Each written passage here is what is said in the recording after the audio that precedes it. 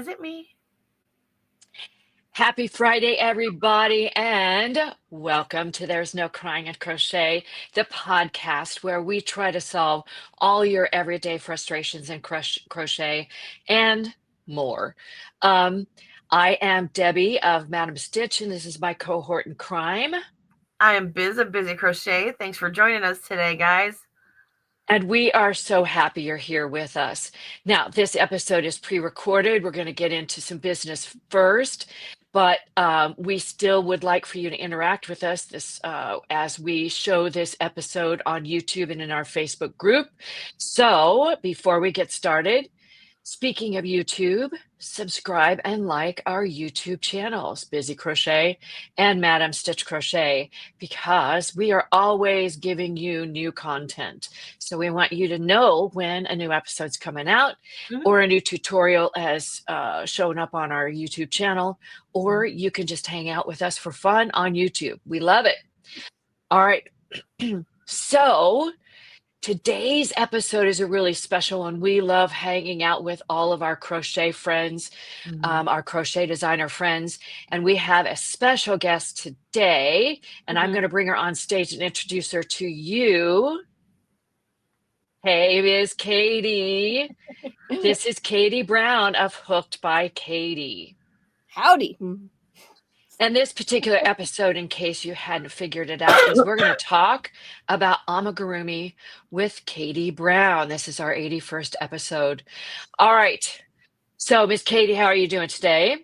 Great. I'm hanging in there. I don't know about you guys, but did you guys get all the weird weather this last week? It was like all rainy, and then it was not, and then it was cold, and we're like, wait, we're in Colorado. We always say we have spring, and then we have second winter, and then we have real spring.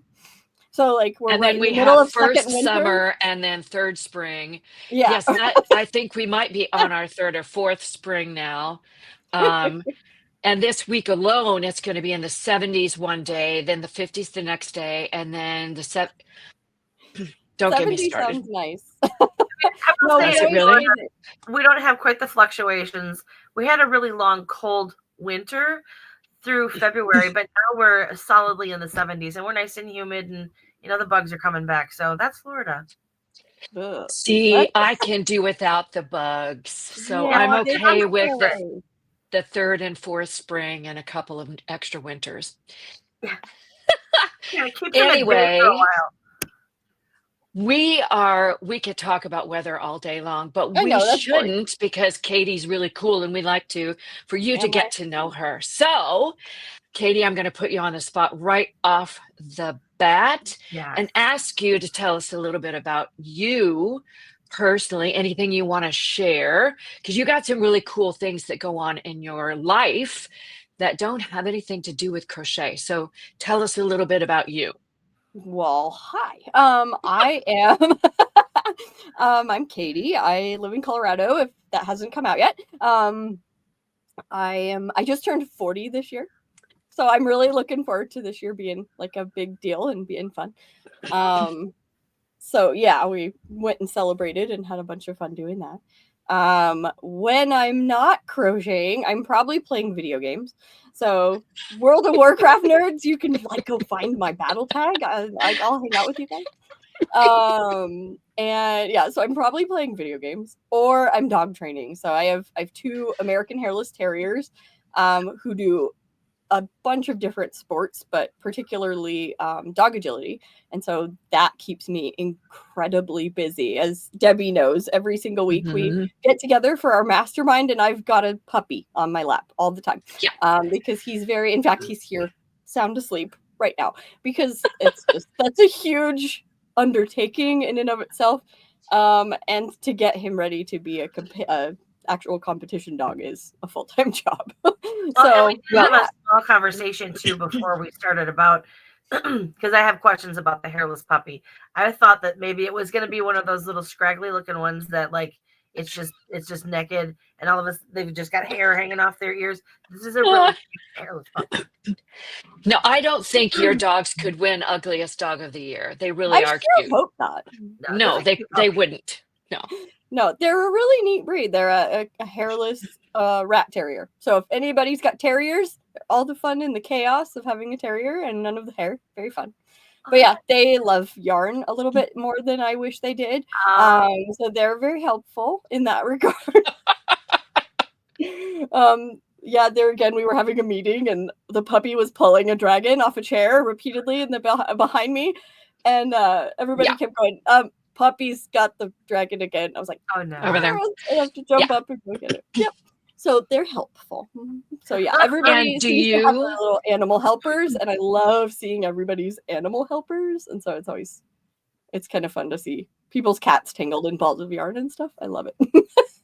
Well, now that you're really involved with the dogs, do you and your husband still go to conventions and dress up? And oh yes, in fact, we volunteer for, it's called the Rebel Legion. It's a Star Wars costuming community, and we go to charity events. We go to sporting events. Like the Rockies will come up here and invite us, and we'll go out and they'll have Vader throw the first pitch and stuff like that. It's really fun. We don't have anything like that down here. Yes, you do. Oh, you totally do. Are you kidding? I could even tell you who runs the base down there. My husband is the leader of the Colorado Wyoming base. So we have no choice but to know a lot of people. Well, I'm in Pensacola, so hook me up later. Yeah. There you go. It's so fun. So fun. And so, I end up using a lot of my stuffed animals as like props for costumes. And a lot of artists end up using them in like Renaissance fair costumes and stuff like that. So I have like wearable dragons and things that people will use for costumes. So it kind of flows into each other. Like no matter what I do, it all kind of seems to I suppose, like up. Game of Thrones, like the Mother of the Dragon kind of thing is really. Oh yeah. Oh, that's fun. Yeah, that's kind of your thing, isn't it?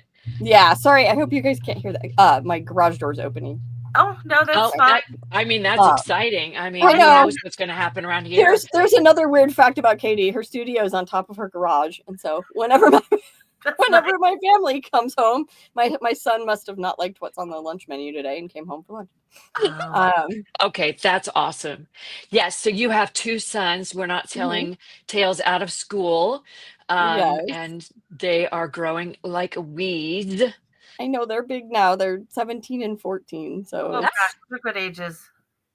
They're so much fun. They're a lot. I love teenagers. Love teenagers. They're a blast. It's really fun to go do stuff now, like conventions, like amusement parks, like stuff where you can just you really have fun together. You're not just leading them around. But they're leading you around.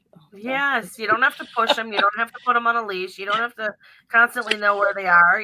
Well, I don't know. I would like to put one of them on a leash. Might be helpful sometimes. I don't know. I could really use a leash on the 14-year-old. Nobody comment about my leash comment. So nobody comment. Okay. Anyway. Now, we are here to talk about crochet, Ms. Katie.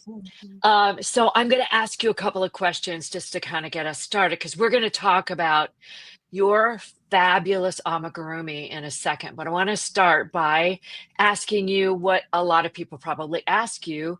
How long have you been crocheting and who taught you? So I've been crocheting since college, so probably about 20 years, 20-ish years, 25 years. So I started pretty, in my teenage years. I started knitting and crocheting kind of simultaneously to keep my hands busy during lectures and stuff. And I was bored to tears. And so to survive like biology 101, I'd sit there and crochet. And I started making stuffed animals when my kids came along. And so when my kids came along 17 years ago, I was making them stuffed animals based on characters in shows and video games and things that they wanted that didn't exist. I mean, now you can go find pop culture stuffed animals for dang near everything. But before it was like there was nowhere to find a plush Pikachu. You couldn't do it. And so I made them everything they wanted. And then I learned to make my own things with my own, non-trademarked ideas, and sold something to a magazine and never stopped from there. So it just kind of exploded from there. Well, Biz, that's kind of how you got started making toys for your kids, toys and blankets. Yeah, that's how I ended up starting designing. Was I did the exact same thing. My son wanted to have a Pokemon birthday when he was like 5, and he wanted everybody to have a plushie because they had just come out in the stores. And at that time, they were like $5 or $6. Of course, this is 20, he's 27, 28 now. So this was a lot of years ago. And it was, $5 a plushie. That was a lot of money back then. That's a lot. And so I'm like, no, but I can try and make them. So I had him give me his Pokemon cards, and he had more fun helping me design the Pokemon. He's always been my biggest fan as far as like, the characters and the putting them together and what's their name going to be and what's their backstory and, all that stuff. It was such a fun, collaborative, creative process with him. Oh, that's so awesome. Yeah, my 17-year-old has a pretty big role now. So he's very, very into dragons. And so we have conversations about how many toes this one should have and stuff. And he comes at me like, Mom, like, this is totally wrong. And like, Oh, great. Yeah, I'm like, oh, or he'll, be like, no, it needs to be like this. And I'm like, oh. Because we make crochet look easy, they're like, you just need to do this. And you need and I'm like, oh, just. Oh, let me just do that. Yeah. I'll be like, oh, okay, let me take apart the entire thing so that I can add the bobble stitch where you want it. Right. Do that. Or start completely over on a massive project, right? Thank you so much. Yeah. So since I've learned a little bit more about design and I've started doing this whole design method that I'm teaching, that has helped a lot because I can start on paper and then he can correct me on paper before I ever get really messed up. Yeah. And going. Yeah. So that helps a lot, but I wanted to ask you about that particular method that you've been coming up with.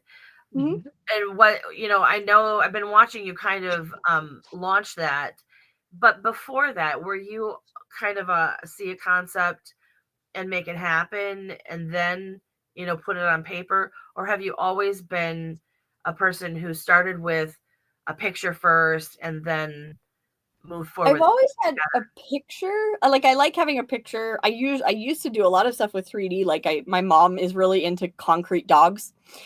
So she's got like 40 of them. And so, so it was nice to be able to have a 3-dimensional, like, representation of a cute little dog laying on its back, and I could kind of look at how that was put together. And so that was like a nice thing. Like I would kind of be looking at it and then do something and then look at it and then keep going. But it always started with me just seeing what happened. Like, okay, let's pick up some yarn. And then like I would make a head and it would be way too big or something. And so I'd just throw it on my shoulder and I'd make another head. And I so many, like my husband would come home and be like, what'd you do today? I'm like, I made 14 heads. They're all awful. Like, I don't like any of them. And he'd be like, okay, like, yay, way to be supportive. So I figured out that like I needed stuff. I needed like a path. And so, when you start gathering stuffed animals around you, you start being like, I want the head to be the size of that one. And so then you pull it over and go, how many stitches around was that? And so I make like samples of balls in a certain size in a yarn I use all the time so that I can look at it and be like, I want it that big. Smart. Oh, that's brilliant. Oh, that's brilliant. Yeah. And so I did the same. So I started doing the same thing with like angles, like degrees of pointiness is what I call like, noses and stuff. And realizing like I can make samples of all this stuff and then all the math will all be done. Yeah. And so then I just have to pull the angles and the sizes and do all the math ahead of time. So you can almost build a monster ahead of time. With all of those pieces. That's awesome. That's the goal. Like that's the ultimate, like it's like, okay, this cuts my design time in half. It cuts my use of safety eyes, my missing safety eyes in half that I've had to throw over my shoulder because I didn't like them. Well, there's something you don't want your dogs to get are the safety eyes. Right? I buy really good ones, so they're not coming up. Yeah. Oh my gosh. But yeah, like just so many disembodied parts that I was like, I'm over this. I want to be able to not make these 42 times. So that's why it started to taper down into this process And I was like, maybe this would be useful for other people. So that's cool. where the course came from. It's basically just teaching the process and like making all the samples so that you have your, kit that allows you to make whatever you want. So That's a it's really very, cool very fun. idea. Yeah. So It's was really it helpful. working with your kids, like making the toys and stuff like that? That's kind of what launched you into being a designer, or was it something that you kind of always wanted to be? I mean, I'm always, I think art is just kind of, if it's not music, well, music is art. My family's just always been that way. My grandmother was a classical pianist. She used to compose her own music, so it was kind of like a given.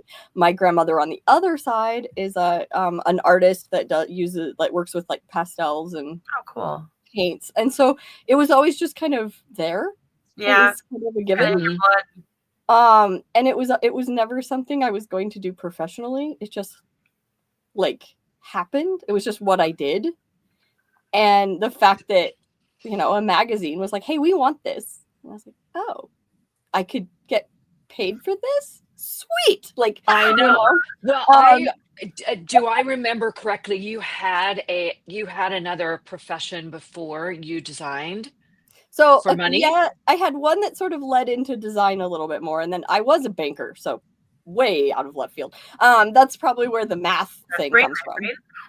Yeah, that's probably where all the like, oh, let's use math and figure this out. I think that's where that comes from. But what really got me into like self-publishing and stuff was I was a English major and I was really into publishing. So we did, I was our literary magazine editor, both in high school and in college. So we put out magazines and we accepted submissions all the time. And so like, it was almost an automatic when I made something that was mine and it was unique and it was different. And I went, I gotta put this to a magazine, right? Like, that's what I'm supposed to do with this. Like, because that's what I would do if I wrote something. So I'm supposed to give this to someone. So that's what I did. And when they actually wanted it, I was like, holy cow, I'm doing way better at this than submitting articles to real like literary magazines. So I was like, this is awesome. Like, this is great. So I'm going to submit stuff here because I actually get acceptances instead of rejections. Oh my gosh. Yeah. So that validation is awesome. Mm-hmm. But yeah, so the publication side was like there again. It's just like, oh, this is what you do with this, right? Like you write it down and then you give it to somebody else.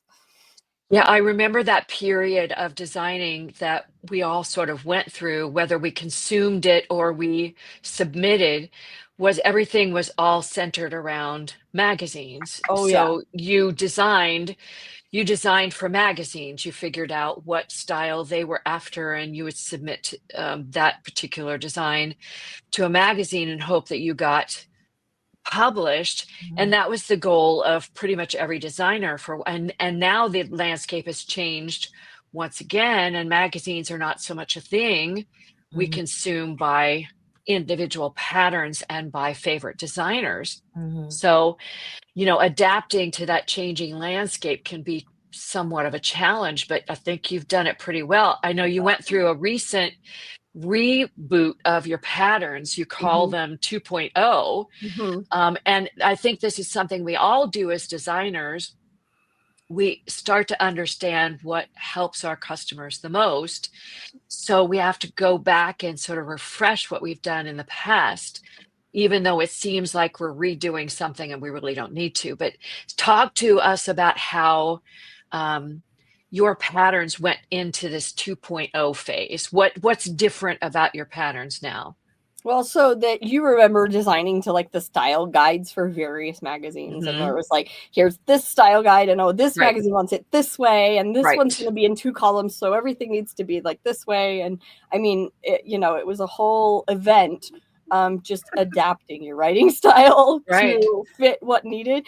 And so some of that was just me learning a writing style that I thought was easier to understand, the easiest to understand, that was like, pulling stuff that I had liked from writing from all the different magazines, being like, oh, I love this one lists out all the stitches before you do them, but I don't like it as a bullet point. So I'm going to do it differently. You find what you do and don't like. And then I wanted to make it a fun experience because a lot of my designs are complicated. Like, they're complicated and very long, right? Yes. like Oh my gosh, so this many is my moving Griffin, parts. my baby Griffin. But like they, they have difficult parts. They have things that that are very helpful if you can visualize them. So they needed more pictures from different angles. They needed more stuff. And then because they're so long, they needed a better way to track them. So they all have check boxes on them now for every row.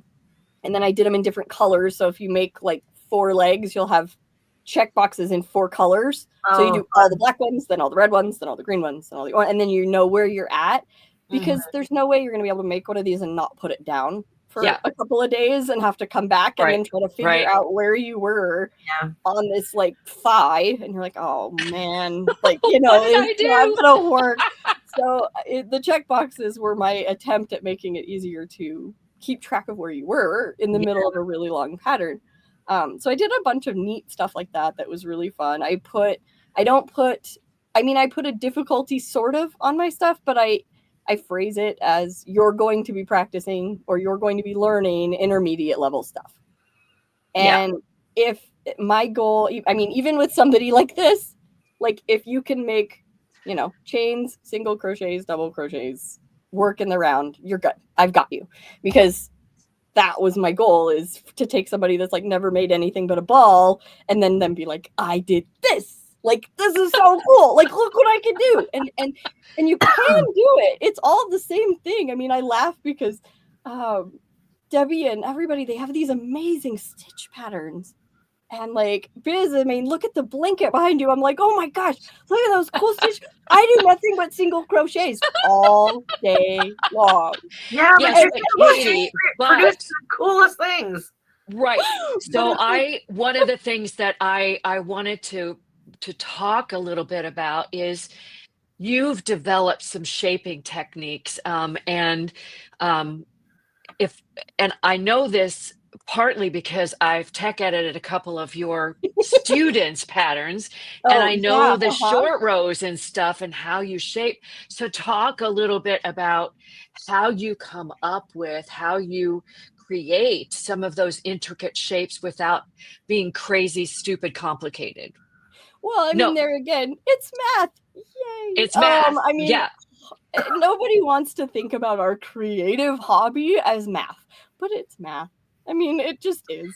We live in the land of algebra. We just do. Oh man, I have a dragon that spins. That he's a tube, but he's in a spiral, right? And I had to figure out how to make that work. So the tube's gonna go in a circle at 360 degrees around and come back to where it started, but it also has to go up at enough of an angle that it doesn't just run into itself again when you get back to the end. You have to go up at a slight angle every time. And so then sine and cosine got involved, and I was like, oh boy. Okay, right now I'm gonna do this because there's no way you can keep it. And so I was like, okay, I gotta find a way to get this to be easier. So then it turned into if you use more stitches here, it will do this, or it will be more curvy or less curvy. But you can do in the course we teach the math of a curve with those short rounds. And it's how many stitches is it around, how many stitches is it going to take it to curve at a 90-degree angle, and then you do your math based on oh my gosh, how many times you amazing. need to do a 90-degree angle. Basically if you need it to go 360 degrees, you got to do that 4 times. So it's it's just figuring it all out. You can plug it all in, but then you're done. Then you don't have to test it and experiment and be it's not so at least that it's is so awesome. Easier, but we always next level, me and all the students are always the math's not working, and we all are trying to help each other fix it. It's so funny how I'm always, as a designer, I'm like, gosh, I wish I could do that, and gosh, I wish I could design like that. Except that, when you hear the stories behind, that's just too much math. God bless you, girl. You keep going at it. Yeah, we're going to let you be the math queen. Let's take it down to nothing, guys. We can do this. You got this. Your math. Oh my God. Oh my God. That is amazing. I watched one of your videos because I was checking to make sure that the video link from one of your students' patterns worked. And I just click to see if it works. And I'm sitting there watching and I'm going, oh, this is so cool. The technique that I was watching, I think it might have been the short rows.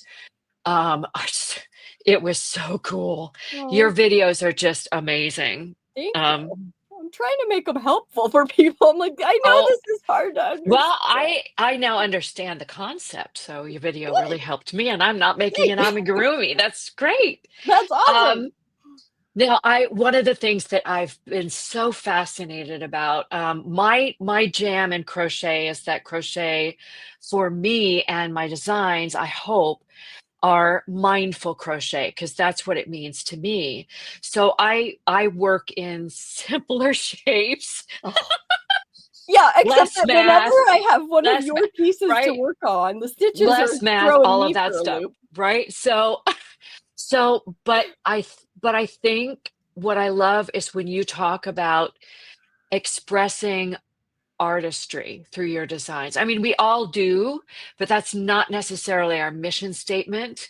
And I think that's part of your vision. And I'd love for you to talk about that because we often think of amigurumi as just, okay, we're going to make some toys that Make are a fun toy. shapes, right? But yours are really beyond that. So They could you are. talk to that a little bit?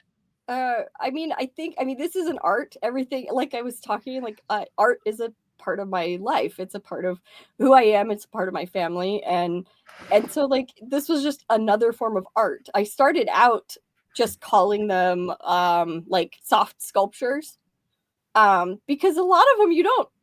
I mean, you don't. There's not a whole lot of ways to play with this. Like He's forever howling at the moon. he looks real cute and all, but he's not. Like you're not gonna take him to the park and play with him. You might, I don't know. Hey, Whatever floats your boat.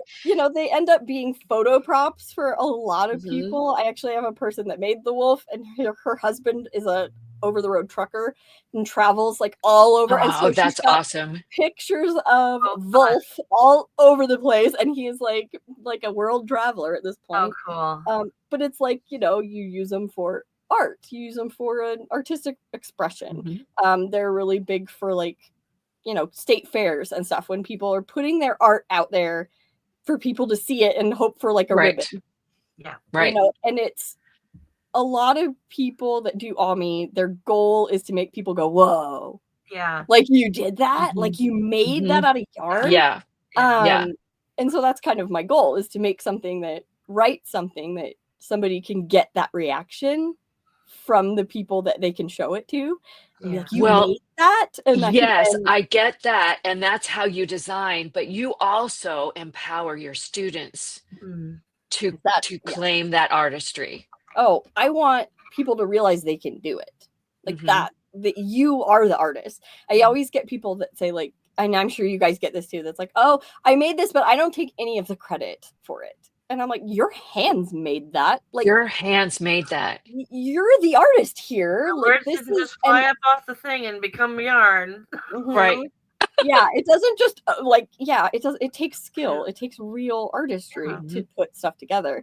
And then the great thing that I talk about with amigurumi is it's a 3-dimensional like art form. You can literally make anything you could possibly imagine.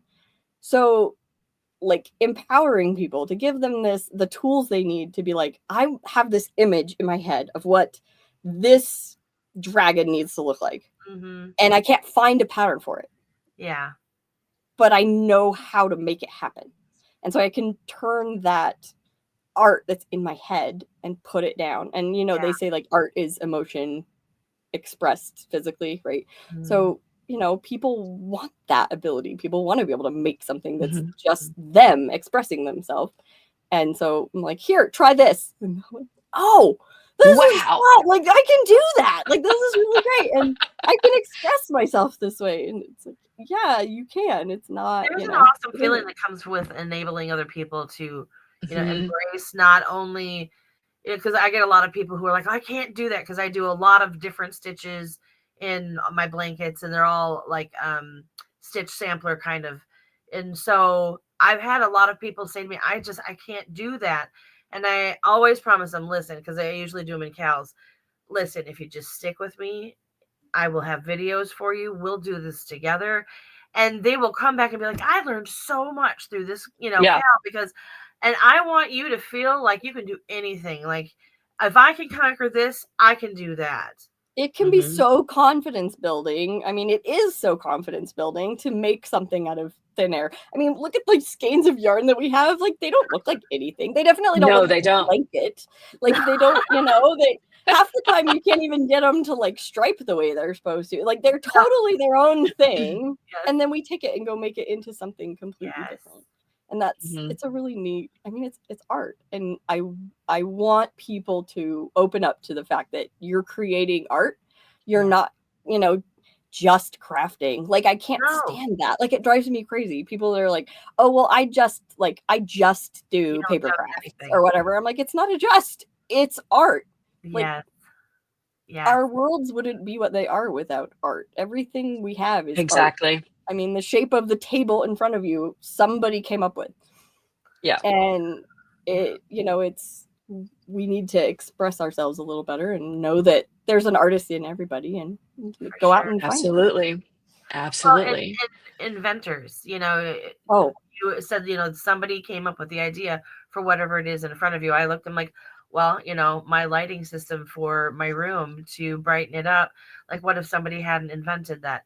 It's the same thing with, being a designer, because a lot of people, now some, they just want to get the pattern. They just want to make the pattern. They don't want to, but I get a lot of people who are like, wait, I just feel like I just want to make it on my own. I want to do something on my own.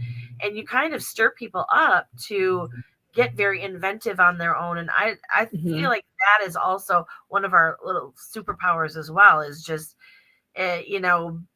getting people excited about allowing themselves out. Do you ever get the people that apologize for changing a little bitty thing in your pattern, or like putting their own border on something, and they'll be like, I'm so sorry. And I'm like, that was a great idea, and it was all yours. Way to go. Like, go be creative. I mean, I think we all love to see the color choices. Like, when someone makes a design of mine, I love to see the color choices they have, because I don't see it the way they do, but it might completely change the look of the item. So, even encouraging just that simple artistic expression of color and yarn fiber is amazing. And it totally individualizes a piece that, there may be a billion people making that pattern, but this one's yours. And you can tell that it's yours because of this way, you did this thing. And I think that's really cool. I think it gives them autonomy over the process.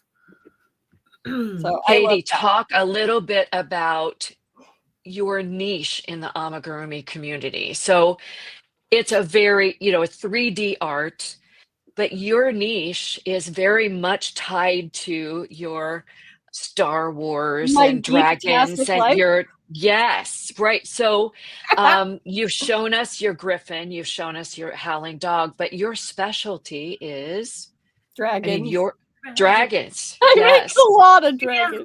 You make a lot of dragons. You make a dragon purse, you make a dragon pillow, you make dragon all the things, and it's not just a dragon, it's the dragon things. So talk about your love for dragons. Where does this come from?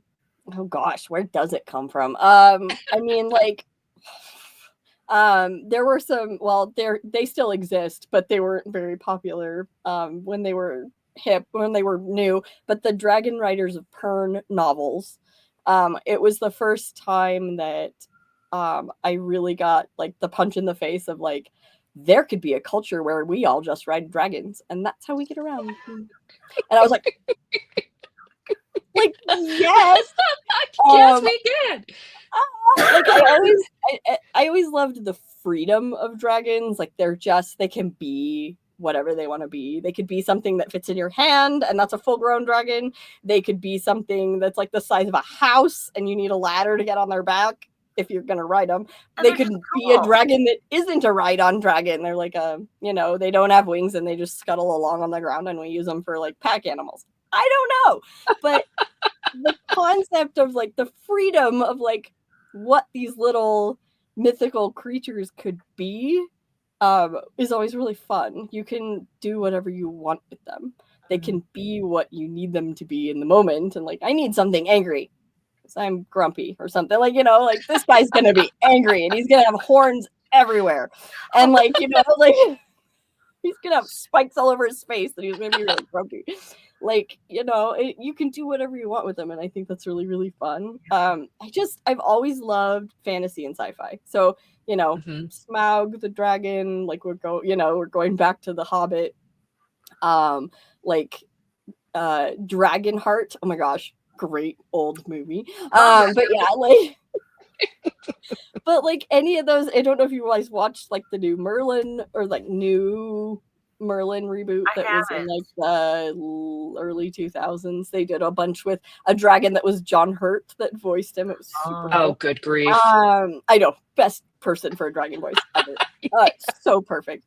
But like it just, I tried to write a novel once about dragons that was like so instead I made dragons, which there you go. Turned out to be a little bit more reasonable than trying to write the next great dragon novel.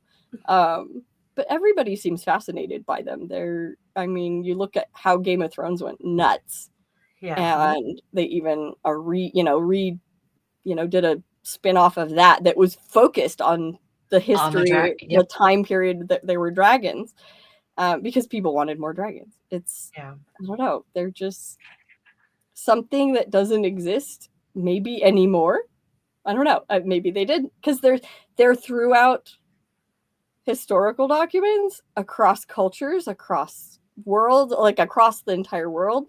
So you kind of wonder, like, maybe we missed something. And and I don't know, maybe their bones were made out of something that dissolves, and so that's why we haven't found any evidence of them. I don't know. And there's a whole community around your amigurumi, around dragons, around mythical creatures. The geek world we like art anyway. I mean, we've always, especially fantasy, because you can't get it anywhere else. You can't go down the street and see a unicorn. You need somebody to draw that for you or paint that for you or put it in a movie. So you need art to express it. So things like this is a big deal for our little world, which is growing like crazy. We were talking about our first Star Wars convention we ever went to was in 2007, maybe 2008. And there were like 6,000 or 7,000 people there. And I see that sounds like a lot of people, but like you'd walk up to, like, we used to walk up to people's autograph booths and just sit down in a chair and have a conversation with them because there's nobody else in line. Like you just sit there and like just be like, hey, what's going on? And shoot the breeze. And now the Star Wars convention that's coming up here like next month in Japan, they're expecting 100,000 people. And the lines, I mean, we, years later, I've stood in line for 5 hours to go get one autograph and talk to that person for 12 seconds. So the world has just exploded that, the geek world, it's no longer uncool to be a like diehard fan of something. And express it.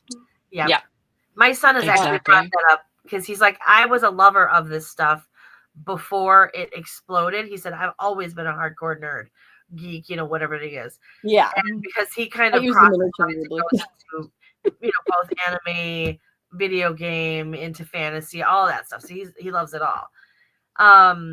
But he actually has brought that up recently, the fact that there's so many people jumping on, that they're becoming a part of. And he said, I'm really glad that people are becoming a part of the world, of this world, and they're letting go of that inhibition of holding themselves back and being afraid to be noticed. And it's kind of cool that I'm part of the popular crowd now. So Yeah, it's. I mean, that's what it is. It's so Yeah. funny. Like, I don't think.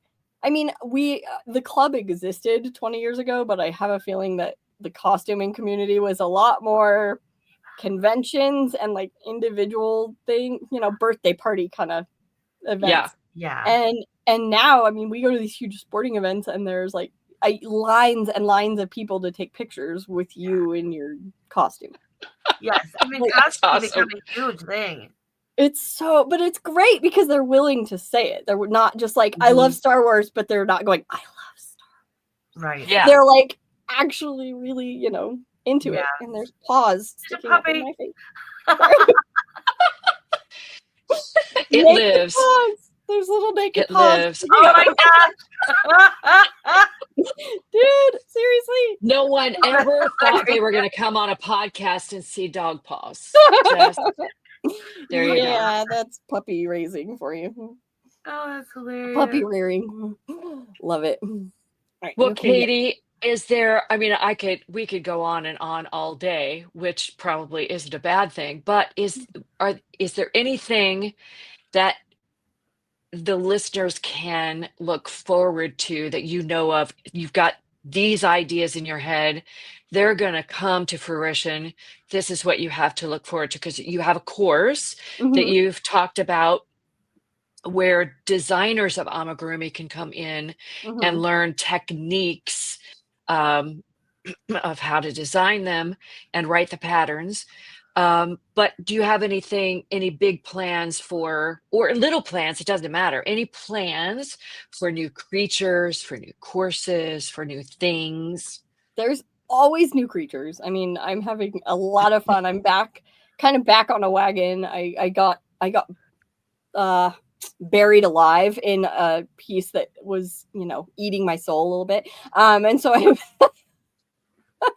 I let myself put it down and start creating like totally different stuff again. And that's been really great. So I've got, we'll have a Pegasus soon. I'll have that'll be really fun, and a really cute, like really fun. And then I have a lot of course, new dragon ideas. I have a really, really neat one that's going to be like half wall decoration, half stuffed animal. So he'll be really, really fun. Oh my gosh. And so like it's just, yeah, this year is going to be a lot of new and a lot of neat things. And I'm really excited about that. That's so exciting. And then I have little courses that I'm expanding on. So I have an attachment course, attachment mastery course because that's the bane of every Ami person's, Ami artist's existence is part attachments.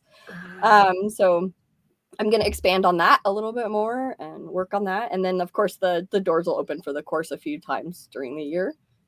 So I've got all that fun stuff to look forward to. But yeah, and there's treasure hunts on the website going on all the time. I mean, I try to make you guys need to look at her treasure hunts and participate, because they're not your regular treasure hunt. They are awesome. So fun.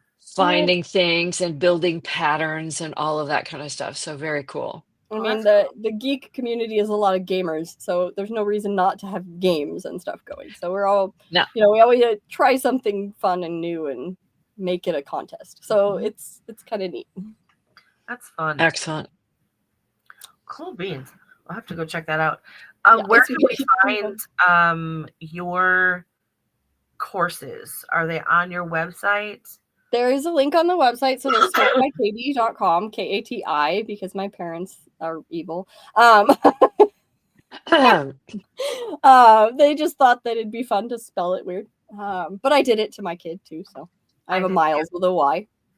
And then my course is, I know, it's horrible. My course is nextlevelamidesign.com.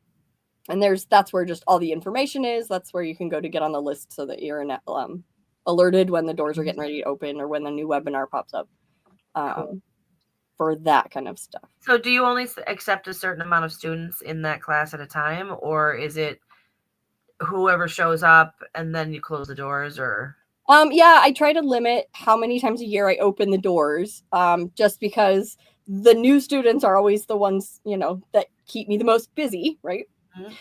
So I want to make sure that we do it in waves so I can give enough attention to people Okay. When they need it the most, when they're right at the beginning and they're like, I don't get it, help. And, you know, like I can help, like, you know, get them through it.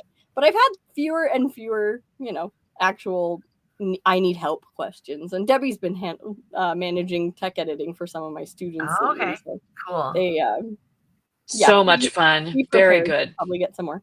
But yeah, they're fun. I mean, it's just really great to see them like, look, I did this thing and it turned out really cool. And I got the math right on the tail. But then it's also fun to get into the group and be like, guys, I can't figure this out. Somebody help me figure this out. And we all kind of work together and like, okay, what if you branched that instead of, you know, coming at it from making 4 toes and merging them together? What if you started with the hand and branched out to 4 fingers? Like, where could you change something to make it easier? And so yeah, because I will say I make very, very simple amigurumi. Mine are very, very simple. And I get there have been times when I've actually been working on the legs because for whatever reason, it's the appendages that drive me crazy. I have to make 4 of the same thing and it drives me up the wall. And it's like, could I get away with 3 legs on this thing? I mean, do they have to have 4? But, you know, you plow through and you just give them all 4. But it just, that is interesting because I know on your dragons, not all of your legs are all the same. So it's a thought process beyond just I'm making 4 tubes. Yeah. Yeah, and you have to start you have to actually look up animals and be like, which way do their knees bend? That's like the number one question I'm always asking. Right. Which way do their knees bend? Because I don't want to put their arm on backwards or, you know, put a back leg on that looks like a human knee that bends forward and it actually is the other way around. Then they look really weird, you know. But yeah, so it's fun. It's a lot of it's a good time. But yeah, I try to open it several times a year, but not 4 to 5 times a year probably. Cool. So that way we can all work together in small chunks. Sounds like a really neat class. It's really, really fun. I mean, I'm sitting here, I'm like, I'm going to toot my own horn, but it's really, really fun to have a community of people that are also trying to like, so guys, I need to make a duck foot. What's your best, like, what do you think? Like, I really want it to still have the like really defined like fingers. What should I do? And we're all brainstorming how to make that happen in a way that's easy to understand for other artists. Right. Yeah. Right. So and you know, you've already set the ground, you know, you've got a platform of thought as far as like the creation of the item, you know, you've already taught them do this, and this is how you get that. So I'm sure in that group you guys can all do the same speak. You know, does that make sense? Yeah. And I try to put like terms to what this technique is so that we can all name that. Like that's cool. Yeah, like I talk about branching and merging like it's common language and it's me language. And he's not crochet related. He woke up just in time. I know, didn't he go? He had to make an appearance. But was there anything else you would like to share before we part ways? I just want to see more people's art. Just get it out there. Put it out there. Don't have the guts to show it, have the guts to post it where it needs to be. And, you know, if you need to turn off the comments so nobody can say anything about it for your own sanity, turn off the comments, but we all want to see it. So make the dang art and put it out there where it belongs. Be proud of it. And no matter what it looks like, because you created something. Yeah. You know, it doesn't matter if it's perfect or if it looks exactly like the picture or not. You put your heart and soul into something. Yep. And even the stuff that's a learning curve, you want to put out there because you're going to miss it. You're going to want to look at it again and it's going to be gone because you threw it in a garbage can. And that was so sad. And like, don't do that. Like, at least like save it. Like, you know, keep your crazy, awful things. I still have my like really horrifying little. I do too. Like a picture of perfection. Right? Exactly, right? It's the progress. You can see everything like changing. Absolutely. So it's fun to see that. So keep it. But yeah, that's what I want people to do. Put it out there. Well, Be an artist. Be proud of it. We will make sure that your contact information is in the description of the video. So we'll get that from you and put it in there so that people can find you at hookedbykatie.com. Thanks. Well, we have covered it all, right? Or at least we think we have. Yeah, if you want to know more about Katie, just visit her website and you can see all the gallery of cool things her students and makers have made and experience her patterns. Most of your patterns are free on the blog, right? Like probably 95% of them. There's some Yep. really old ones that I just haven't converted, but other than that, Yeah. they're all, even the crazy, wild, complicated ones are up there for free. So. Yep. So you can see what the style is and try your hand at it. And go for it. I don't want you jumping in without knowing how deep the water is. Yeah. Well, Katie, we can't thank you enough for joining us today. We hope everybody enjoys hearing all about Katie's business and her fantastical creatures. And for now, Biz and I and Katie, we thank Katie for joining us. And Biz and I will say so long, and we'll see you next time. Have a great week. Bye, guys.